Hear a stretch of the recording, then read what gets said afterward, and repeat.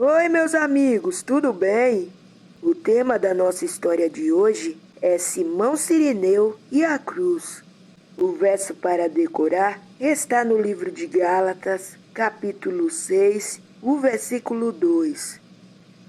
Ajudem a levar os fardos uns dos outros e obedeçam desse modo à lei de Cristo.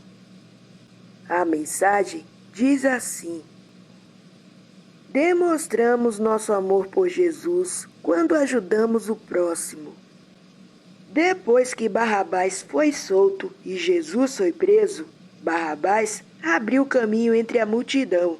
Agora ele estava livre. O povo havia clamado pela liberdade dele ao mesmo tempo em que pedia pela condenação do inocente Jesus. Jesus já estava exausto. Já havia se passado 12 horas de quando ele tinha feito a ceia com os discípulos. Desde a prisão no Getsêmani até aquele momento, seu último julgamento, ninguém lhe havia dado nada para beber. Já havia sido açoitado 2 vezes com um chicote de couro com ossos amarrados nas pontas. Seu corpo estava todo ferido.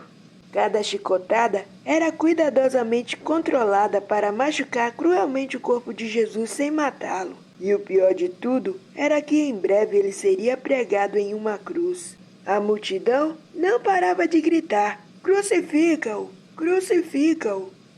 Essas palavras alcançaram os ouvidos do governador Pilatos. Aí, Pilatos, para não se comprometer, ele pediu que trouxesse uma bacia com água. Aí, quando chegaram com a bacia, ele lavou as mãos e disse assim: estou inocente do sangue deste homem. A responsabilidade é de vocês. O centurião romano então assumiu o comando e pegaram Jesus e levaram. O centurião ordenou que pegassem a cruz. Aí, quando as 3 cruzes chegaram, as colocaram sobre os ombros dos 3 condenados sentenciados à morte. Jesus, com mais de 12 horas sem comer, sem beber, estava fraquinho e caiu. Ele sentiu o peso da cruz, estava muito fraco e machucado. A multidão não paravam de insultar Jesus.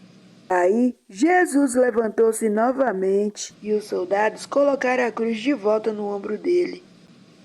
Com muita dificuldade, começou a caminhar em direção ao Calvário e pela 2ª vez caiu no chão. Era óbvio que Jesus não conseguia carregar mais aquela cruz. Aí, o soldado frustrado, querendo que Jesus carregasse a cruz, olhou para a multidão e perguntou: quem carregará a cruz para este homem? A multidão que estava gritando, nessa hora ficou bem caladinho. Ninguém quis carregar a cruz. Elas acreditavam que a cruz era a pior maldição que um judeu poderia enfrentar. Eles sabiam o que estava escrito em Deuteronômio capítulo 21, no versículo 23. Eu vou ler aqui para você. Qualquer que for pendurado no madeiro estará debaixo da maldição de Deus. Outra coisa também era a Páscoa, e qualquer pessoa que tocasse na cruz ou em qualquer um dos criminosos estariam imundo e não poderiam participar dessa programação lá no templo. Aí, de repente, o guarda viu um homem. O nome dele era Simão, ele era da região de Cirene. Ele estava ali observando tudo o que estava acontecendo. Ele tinha ido para Jerusalém para festejar a Páscoa e esperava encontrar grandes multidões comemorando essa data especial. Ele jamais esperava assistir uma crucifixão nesse dia.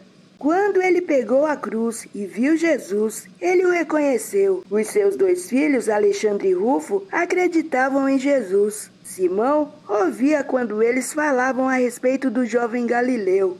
Ele sabia que seus filhos acreditavam que ele era o Messias. A expressão no rosto de Simão demonstrava espanto ao ver a condenação em que Jesus estava.